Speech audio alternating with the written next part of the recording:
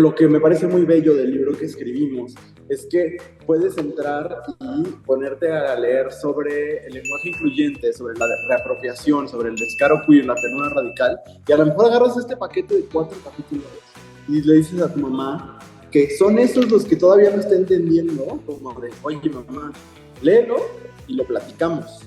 No es que después del libro ya te vaya a quedar todo clarísimo, es que tenemos un piso, ¿no? Como que ponemos la mesa para la conversación. Y entonces podemos platicar y podemos entendernos. Y esto no solo lo pienso con mamá, papá, hijos, también lo pienso en la misma pareja, lo pienso con tus compañeros, con tus amistades, y también, claro, con uno mismo, ¿no? Con lo que se quiere entender de la propia persona. Primero que nada, muchas gracias por su tiempo y por aceptar la invitación a la entrevista. Yo estoy representando a Casi Cielo, que somos un medio digital de fans para fans.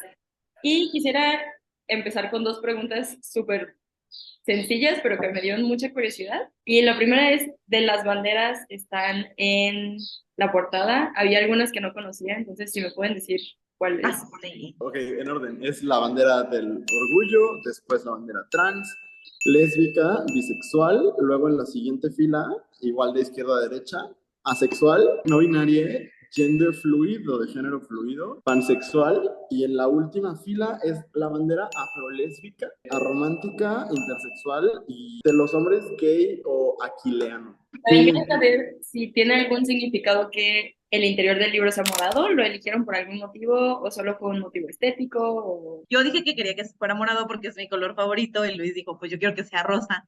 Y pues ahí sí fue una cuestión de suerte. Ya. A veces se gana, a veces se pierde. No se toca. Para ustedes, ¿cuál es la importancia de nombrarse específicamente queer y no usar alguno, o sea, el LGBT, o sino usar queer como término sombrilla? Andrea siempre dice que, o sea, que queer lo piensa como algo más colectivo. Y para mí es importante porque la neta es que si yo me pusiera como o sea, usar etiquetas como más rígidas, creo que cambiaría de opinión cada 15 días. O sea, la verdad es que mi experiencia tanto con la sexualidad como con el género, o sea, como ha fluctuado mucho en los últimos, pues de hecho desde como mi primer descubrimiento, por decirlo así. O sea, yo en algún momento creí que era bisexual y después, pues ya dije, no, pues sí, o sea, me gustan los hombres, soy gay. Pero luego, o sea, como que conforme fui leyendo cosas, era como de, no sé, y fui viviendo cosas. Y entonces para mí es súper importante como el darme esa libertad. A mí sí me gustan las etiquetas, me gustan mucho, de hecho, porque me parece que me permite posicionarme políticamente. Entonces, pues para mí eso, ¿no? Como que me permite posicionarme y encontrarme, pero no limitar a este Luis que diario se siente distinto y que tiene como etapas de su vida de vivir el género o la sexualidad de maneras diferentes, ¿no? Entonces, queer me funciona. Y algo que mencionaban en el libro que se me hizo muy chido y creo que también bastante necesario, es que hablan de lo LGBT, de abordarlo desde más allá de el amor, o sea, de que solo somos capaces de amar, sino como de, también somos personas y también podemos tener como lados negativos o lados más humanos, mucho más allá de esto, que se les permiten a las personas heterosexuales, pero no a la gente queer. Entonces quería ver si me podían hablar un poco más de esto, de vernos como personas 360 y no solamente como seres de luz y amor. Bello. Es que justo nosotros creemos que hace falta de pronto como complejizar un poquito las conversaciones, porque sí hay cosas interesantes en las conversaciones de siempre, entre comillas, ¿no?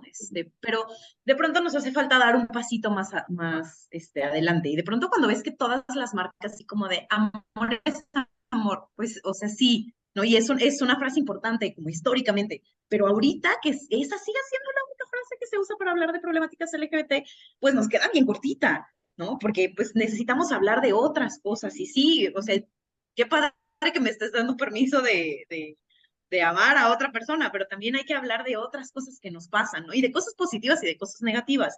Pero el chiste es, quizás no negativas, pero sí las problemáticas que nos atraviesan, ¿no? Entonces creo que justo lo que estábamos buscando era, pues eso, complejizar un poco la conversación, decir, sí, estas cosas de amor y amor, como que mezclé el español y el inglés, el love is love, Pero amor es amor, sí es importante, pero también hay otras cosas que son importantes. Y sí, las violencias que nos atraviesan son problemáticas urgentes que hay que atender, pero también hay otras partes de propuestas, de activismos, de resistencias, de personajes que son inspiradores, ¿no? Y que las personas queer tenemos problemáticas, pero también tenemos muchas historias de personas que somos felices siendo queer y de que encontramos o generamos espacios seguros, etcétera, que también hace falta poner el foco sobre eso, ¿no? Y que cerrar la conversación a una sola cosa o cerrar las problemáticas a una sola cosa, por ejemplo, que mucha gente cree que solamente porque el matrimonio igualitario ya es un camino como bien avanzado, ya chingamos, ¿no? Ya no hay no hay otros problemas, pues es simplificar muchísimo una conversación que es mucho más compleja. Y como dices, las personas queer tenemos muchos ángulos de los que no siempre tenemos la oportunidad de hablar o no siempre se nos dan las plataformas para hablarlo, ¿no? Entonces, pues justo la intención era eso, como vamos a abordar cosas que quizás no abordamos en el día a día o no son parte del discurso como más tradicional, ¿no? Pero sí es importante tenerlo sobre la mesa. Claro, porque como este eslogan también deja fuera como toda la lucha de la disidencia de género, que es como, pues esto no tiene nada que ver con el amor, es como mi identidad Exacto. individual y que ni siquiera estamos hablando de relacionarme con alguien más. Algo que también se hizo importante fue mantenernos un poco más neutrales en cuanto a la moral, o sea, no ir como en esta onda moralista de decir como, no, pero es que todo es bueno y todo está chido, sino no meter nuestras ideologías en los derechos de los demás, porque a lo mejor yo pienso de una forma y eso no significa que eso tenga que afectarte a ti, ¿no? Ese es mi problema. Entonces creo que es algo que también mencionaban, cómo evitamos estos juicios desde lo moral para ser más objetivos y poder decir, esto es lo que las demás personas necesitan y es lo que me están pidiendo y no importa si yo estoy de acuerdo. A veces entendemos como diferencias de pensamiento cosas que son más profundas y que sí son inaceptables, ¿no? O sea, es la llamada paradoja de la tolerancia, ¿no? Que en nombre de la tolerancia nos reservamos el derecho de ser intolerantes con el intolerante. Y creo que eso también es importante. Una cosa es que sí, hay matices en todas las conversaciones y podemos acercarnos. Para mí un ejemplo muy claro es Wendy Guevara, ¿no? He usado últimamente a Wendy Guevara de ejemplo, pero es que la tengo muy en mente. Y me acuerdo que cuando ella empezó con un discurso que no era el discurso del activismo LGBT, Como más, académico, ¿no? Como el estudio. exacto, empezó a haber muchos señalamientos, como de, pero ¿cómo dice ella que no se considera una mujer? ¿Cómo? Y hay mucho lugar para esos matices en la conversación, ¿no? Siempre y cuando las personas que participen de la conversación sean las personas implicadas o sea, en la problemática o en la realidad, ¿no? Creo que entre personas trans, o en otro ejemplo, entre personas LGBT, es súper válido que tengamos distintos acercamientos teóricos, prácticos, estratégicos a lo que buscamos, a nuestras necesidades y que tengamos diferencias y que a veces esas diferencias sean duras y el confrontamiento, o sea, que la confrontación sea ruda. Lo que me parece como problemático es cuando le entra a la conversación gente que ni al caso, ¿no? Gente que no está implicada en la problemática, gente que no es afectada por la problemática y dice, ay, pues solo pienso diferente. No, está siendo poco empático y está siendo pues, culero, ¿no? Y también quisiera hablar un poquito de las rebeldías cotidianas que vivimos como personas LGBT, que como que a veces nos enfocamos mucho en el momento de salida del closet, que ya sabemos que es como algo constante, pero la primera vez que lo haces, ¿no? O con tu familia o algo así. Nos vamos mucho hacia esos grandes momentos, pero también diario pasamos por cosas o simplemente estar existiendo. Entonces, ¿cuáles son para ustedes las acciones cotidianas que representan la rebeldía? Esa pregunta está bien padre y me voy a robar una respuesta que da Luis todo el tiempo, porque Luis habla mucho. Este libro se escribió cuando Luis y yo trabajábamos en la misma escuela, ¿no? Éramos docentes de las mismas materias en la misma prepa. Y es una prepa en León, Guanajuato, ¿no? O sea, estamos en un estado súper conservador. Digamos, quizás por el tamaño de la ciudad en el estado no es tan intolerante como otros municipios más pequeños del estado, pero pues no es como el más open mind tampoco. Y Luis siempre dice, ¿no? Este libro se escribió de que entre clases, en recreos, entre juntas, entre una revisión y otra. Cuando empezamos a trabajar el proyecto de Abrazo, que pues sucede sobre todo en Instagram. Y entonces te conviertes en este profe que escribe sobre diversidad y que hace un podcast donde habla de temas de diversidad y lo encuentran tus estudiantes. Y llega tu alumno y te dice, maestra, me encanta su podcast y sientes así el tirón en el estómago de no manches, o sea, está en el internet. Ya no me puedo hacer responsable de qué pasa, que ya lo pones en el internet.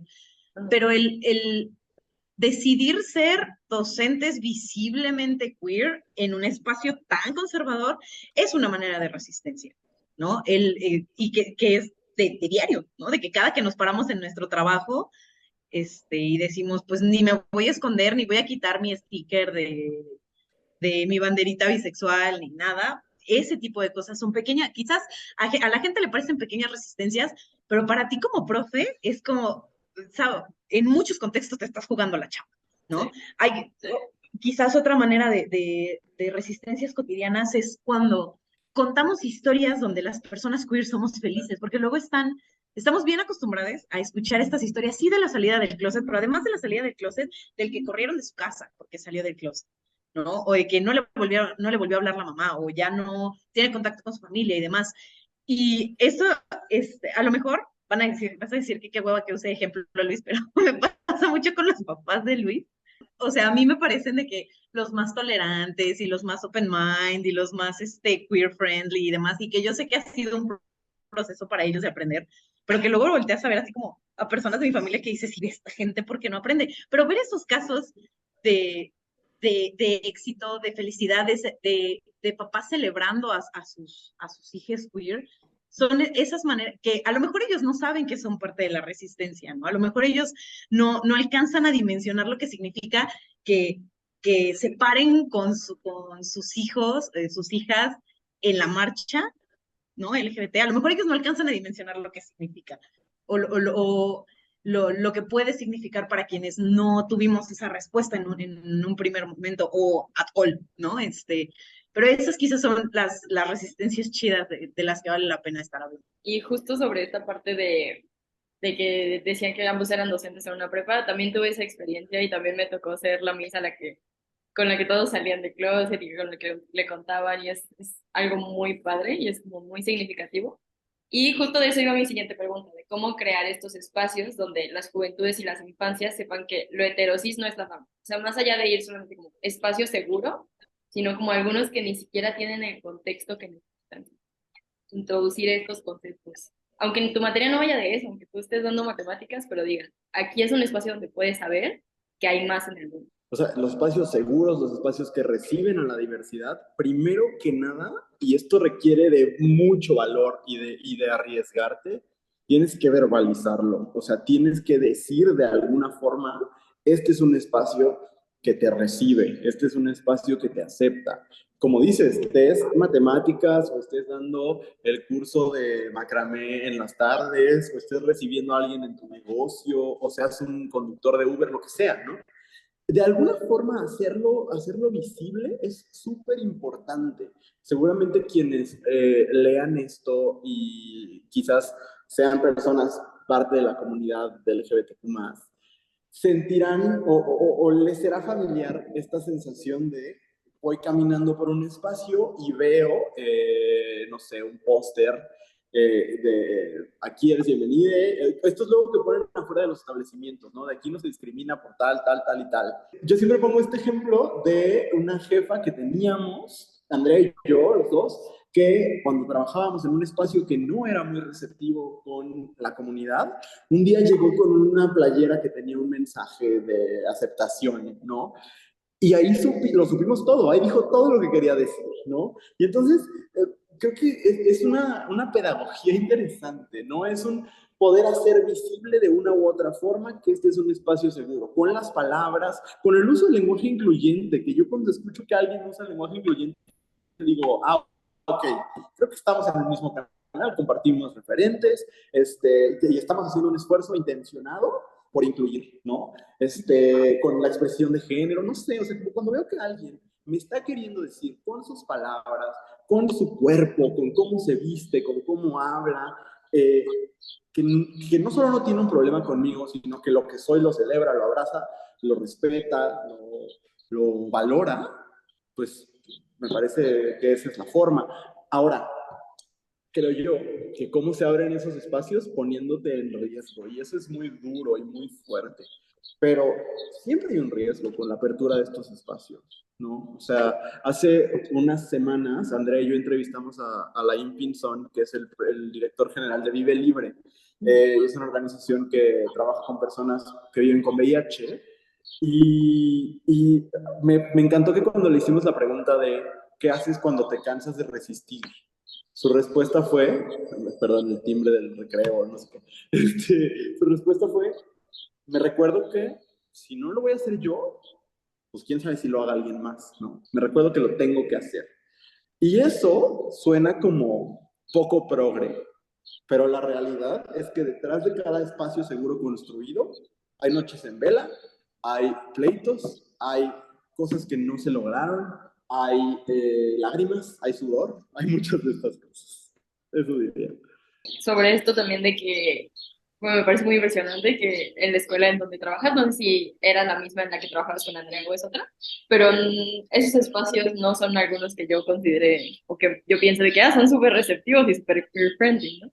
Entonces también parte de lo que quería saber es algún punto medio que se pueda encontrar entre la religión y lo queer, porque yo, por ejemplo, conozco a una chica que está abriendo esos espacios acá en la ciudad donde yo vivo, en Querétaro, apoyada con un padre que está como queriendo aprender y que quiere recibir y que tiene como esta idea de, pues todos merecemos el amor de Dios y todo. Podemos entablar como alguna relación entre la fe y lo queer, cómo se hace. Sobre todo porque yo no soy una persona religiosa, no me siento con la autoridad de decirlo, pero sí creo que en un espacio que se supone que está hecho para recibirte y que está construido desde la lógica de ama a tu prójimo como te amas a ti mismo, deberíamos caber todas las personas, ¿no? No creo que esencialmente la religión esté peleada con la diversidad, creo que cada quien hace con la fe lo que quiere, ¿no? Y también creo que es un espacio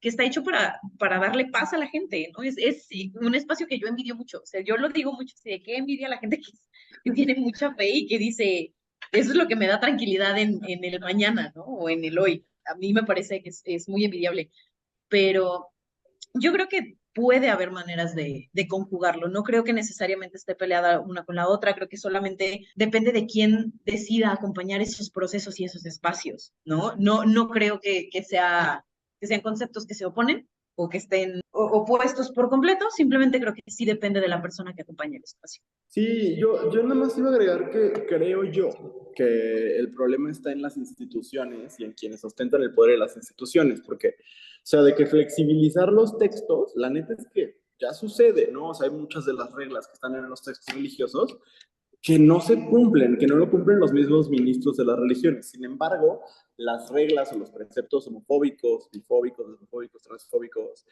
pues siguen considerándose actuales, pues porque seguimos viviendo en una sociedad homofóbica y LGBT-fóbica, pues. Y hay algunos esfuerzos que me parecen interesantes. Hay toda una rama de la teología, que es la teología queer, ¿no? Hace poco, me parece que la Ibero publicó un libro que se llama Dios Dios Queer. queer, sí, lo compré en la fil, sí me Sí, emocionó. no lo he leído, pero suena muy interesante. Y existe un padre, el padre James Martin, es un jesuita que tiene un libro que se llama Tener un puente. La verdad es que hay muchas cosas con las que difiero, porque siguen siendo bastante heteronormativos, pero que son acercamientos muy valiosos como para unir estos espacios. La cosa es que tú llegas a los espacios religiosos, a las escuelas religiosas, por ejemplo, y pues sigue dominando como, o sea, el pensamiento hegemónico sigue siendo el pensamiento anti-LGBT en los espacios religiosos. Pero, ciertamente, y me parece muy loable, pues hay gente que está haciendo todo para cambiarlo. Me disculpo por meterle religión, pero se mencionaba en resistencias, entonces dije, algo habrá aquí. Y aparte siento que es inevitable, o sea, viviendo en México es como, te va a tocar, o sea, quieras o no. Ay, aprovechando que ustedes son un medio sobre fans, Andrea y yo somos muy fans de Lady Gaga y yo conecto mucho con ella por la culpa católica. O sea, Pero, yo siento que When This Way habla mucho sobre eso, ¿no? Y porque lo que decías de que se menciona en el libro, justo creo que la mayoría, me acuerdo que en un momento Andrea me dijo de que, oye, ya te pusiste muy bíblico. Y sí, la verdad es que mi experiencia de lo queer nunca ha estado totalmente desligada de la religión, porque crecí en un entorno hiperreligioso, en una escuela donde, a pesar de ser muy parecida a los espacios donde hoy trabajo, donde el tema de la diversidad era totalmente violento, o sea, era una cosa que a mí sí me pareció muy dolorosa en aquel momento. Entonces, pues sí, creo que no te disculpes por meter la parte de la religión, porque al contrario, creo que la experiencia, al menos en México, de lo queer para muchas personas, empieza con lo religioso y con la culpa religiosa. Y cambiando un poquito de tema, regresando hacia el activismo, quería hablar un poquito sobre la importancia de ser flexibles dentro del activismo, que también va como con un poquito de lo que decíamos hace rato. A veces personalmente siento que nos quedamos dando vueltas en círculos en las mismas ideas, justo por no tener la flexibilidad de decir, bueno, a lo mejor yo no pienso como tú, pero podemos compaginar ciertas ideas, o a lo mejor yo estoy metiendo mis ideas en una experiencia que ni es mía. Entonces, como la importancia de mantenernos flexibles y de que varias ideas puedan ser ciertas a la vez. Sí, absolutamente. O sea, por eso estamos tan felices de haber escrito un libro y de seguir en los salones de clases, porque creemos que específicamente esos dos espacios, y no solo en los salones de clases, perdón, sino también dando cursos, charlas, talleres, como cosas en formato un poco más largo. Porque creemos que esos dos espacios son un poco una especie de antídoto a la dinámica de las redes sociales en la que, como tú dices, damos vueltas a la misma idea una y otra vez. Y a veces estamos diciendo lo mismo con términos ligeramente distintos y nos estamos peleando y ya nos deseamos la muerte y ya fue una cosa catastrófica, ¿no? La realidad es que sí, estoy totalmente de acuerdo contigo. Los espacios de activismo tienen que ser más flexibles porque tenemos que caber todos. Y no hay forma de que todos compartamos un marco teórico, de que estemos de acuerdo exactamente con los términos que hay que utilizar, de que entendamos el mundo de la misma manera, ¿no? O sea, aún cuando estemos en una habitación donde más o menos el contexto es similar, de todas maneras los acercamientos van a ser distintos. Ahora cuando nos enfocamos, cuando nos encontramos grupos que tenemos experiencias radicalmente distintas, ¿cómo vamos a compartir todo? No hay forma, ¿no? Entonces, y sin embargo, a veces nos oponemos a los mismos enemigos. Yo y una persona en Veracruz, que es una persona racializada y que, no sé, practica, es evangélico o es ex evangélico, no sé, pero que también, igual que yo, es una persona queer, pues tenemos muchas diferencias, ¿no? Muchas diferencias. Por lo tanto, entenderemos el mundo de maneras distintas, pero nos oponemos a lo mismo y a veces tenemos que trabajar juntos. Pero solo vamos a poder trabajar juntos si yo acepto que la otra persona no va a compartir mi glosario, ¿no? O sea, que la otra persona no va a entender exactamente de la misma manera el mundo. Y algo que me gusta de nuestro libro es que creo que abordamos varias perspectivas, o sea, que sí dijimos, bueno, hay quien lo entiende sí, hay quien lo entiende de esta otra forma, porque no hay respuestas absolutas en lo queer. Eso es lo bonito de lo queer, que fluye, que es elástico, ¿no? Y dentro de esto mismo también les quería preguntar, como creo que hablamos de repente mucho de cómo las personas heterosexuales pueden ser buenos aliados, pero hablamos poco de cómo podemos ser buenos aliados entre nosotros, ¿no? Para dentro de la misma comunidad, con las demás comunidades chiquitas. Entonces, ¿qué podemos hacer para, pues, ayudarnos un poquito más? Por eso a mí me gusta lo queer desde lo comunitario, ¿no? Que Luis lo usa como una palabra para nombrar. Sí, a mí me gusta que es una palabra para nombrarnos, porque eh, creo que justamente de pronto se nos olvida que la comunidad LGBT no se trata de mí y de que sí se trata de mí, y sí se trata de mi experiencia, y sí se trata de lo que yo he vivido, pero también se trata de un nosotros, ¿no? Y de que lo que afecta a una persona de la diversidad, a lo mejor directamente no me afecta a mí, pero en la escala grandota, ¿no? O sea, como en los problemas más chonchos, sí me incluye y sí me afecta. Y que si no estamos avanzando y no estamos caminando para que todas las personas que somos parte de la comunidad estemos avanzando hacia el y o buscando alcanzar el mismo reconocimiento de derechos, de los derechos que tendrán sus particularidades dependiendo de identidades y demás, si no estamos caminando todos para allá, entonces no estamos caminando en realidad, ¿no? Estamos así, no estamos dando pasos, estamos como en una caminadora donde parece que estamos avanzando, pero not really, ¿no? Entonces, a mí por eso me gusta el aspecto comunitario de lo queer, de entendernos como un solo concepto que tiene sus particularidades y que tiene sus especificidades, pero que nos engloba a todos. Creo que nos hace falta como un poco de humildad de pronto, de decir, sí, lo que a mí me pasa es importante y lo que le pasa como a mi sector o a mi letra de lo LGBT es importante, pero eso no significa que lo sé todo, ni significa que es el problema, ¿no? También me toca escuchar las otras problemáticas y me toca escuchar las otras voces y las otras historias, pero básicamente eso, ¿no? Como escuchar historias de otras personas, escuchar experiencias y vivencias y leer ideas de personas que no han vivido lo mismo que nosotros, que no les atraviesan las mismas violencias, y tratar de dejar como de lado este asunto de yo soy la última víctima del sistema, ¿no? Porque hay otras problemáticas que no es que sean más importantes que la mía, solo son distintas. ¿Cuál es para ustedes la parte más importante de Resistencias Queer, con la que les gustaría que se quedara más la gente? Resistencias Queer es un libro que nos gusta para compartir. Creemos que si bien lo puedes leer tú en tu cuarto muy feliz, muy a gusto, es un libro que creemos que es ideal para iniciar conversaciones alrededor de lo queer.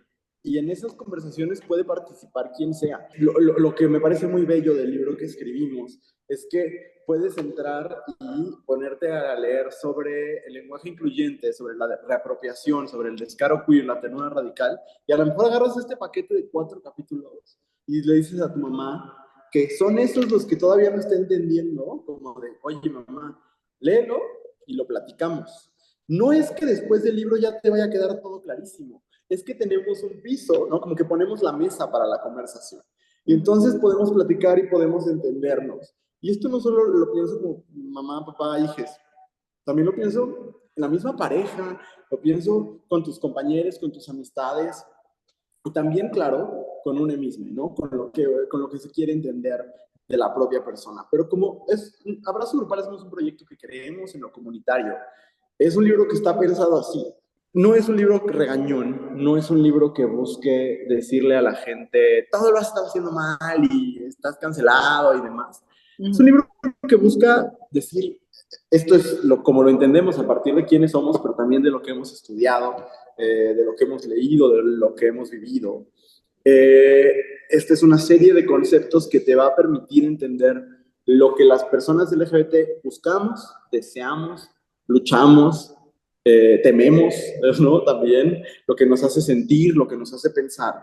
Y entonces podemos tener las conversaciones, ¿no? Pero ya no partiendo de un lugar pues, del prejuicio, ¿no? Entonces eso, creo que para mí lo más valioso de Resistencias Queer es que enfrenta al prejuicio, lo mira cara a cara y da la posibilidad de acabar con el prejuicio a partir del diálogo y a partir del entendimiento, ¿no? Y también algo que a mí me gusta mucho decir es que es un libro de lectura fácil, es un libro de lectura agradable, en momentos tiene elementos como humorísticos o más de relajación, y en otros momentos tiene tips muy prácticos. Es un libro entretenido, no es tarea, no se siente como tarea, ¿no? Y al mismo tiempo, pues iban a aprender. Para mí la parte más importante es que creo que está hecho para todo el mundo. Siempre me siento como bien ególatra diciendo que es un libro para todo el mundo, pero genuinamente creo que lo puede agarrar un echavite y encontrar cosas que le sean significativas, pero al mismo tiempo se lo puedo dar a mi papá o a mis tías, cincuentones, sesentones, y encuentran cosas que les hacen sentido, ¿no? Es un libro que está desmenuzado, que está bien digerido, son conceptos que se pueden parecer grandotes, pero que se hizo una chamba para que se pudiera explicar de la manera más efectiva posible y más aplicable a la vida real, ¿no? Entonces, para mí lo más importante del libro es eso, que creo que cualquier persona puede encontrar algo que le sea significativo y que le enseñe cosas en alguno de los capítulos, a lo mejor no en todos, y podrán no estar de acuerdo con nosotros, y se vale, estaría increíble que no estuvieran de acuerdo con nosotros si se nos dijera porque además creo que es un libro que está hecho para generar nuevas preguntas, no para resolverlas todas, pero sí para generar nuevas preguntas y que a partir de ellas podamos tener pues muchas conversaciones, ¿no? Esa es la parte que a mí más me gusta del libro. Entonces, nada más me queda agradecerles tanto por el tiempo ahorita como por Abrazo, que a mí se me ha hecho un espacio súper importante. Entonces, Me da mucho gusto que les esté yendo tan chido. Muchas felicidades por el libro. Gracias. Todos los que Gracias. están figurando por todos lados en el Pride, ya los vi, que sí en él, que sí de dónde. Entonces, pues sí, muchas felicidades y muchas gracias. Vale. Y pues ya les dejo para que puedan seguir figurando un ratito más en su tour de frente. Muchísimas gracias. gracias. Qué bonita entrevista, mil gracias. Sí, Ay, qué bueno que les gracias. gustó mejor que la anterior. Mil, sí, Sí, gracias. sí, la vibra nada que ver. Qué bueno.